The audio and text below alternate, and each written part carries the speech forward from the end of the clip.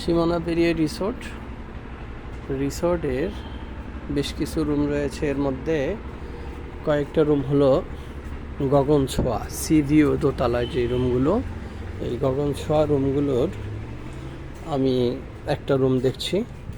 এটা হলো গগন ছোঁয়া।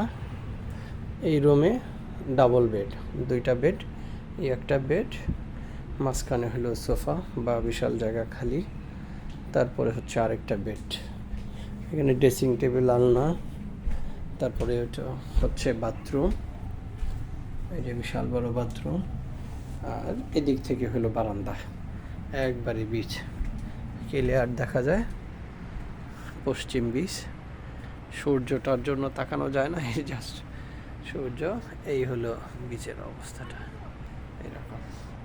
আবার যদি রুম থেকে মানে বারান্দা থেকে রুমের দিকে যাই, তাহলে এই হচ্ছে রুম, দুইটা বেড, তারপরে হচ্ছে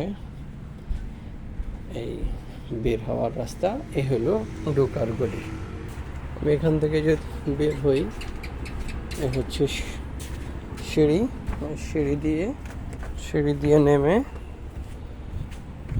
আমরা বিচের দিকে যাব। এই হলো বিচের দিকে যাওয়ার রাস্তা হলো এটা।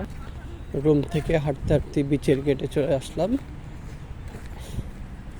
বিচের গেটে আসলে এই হচ্ছে আমাদের বিচের গেট, এই একটা মাচাং, দোলনা, এই হচ্ছে বিচের কাছে চলে আসছি।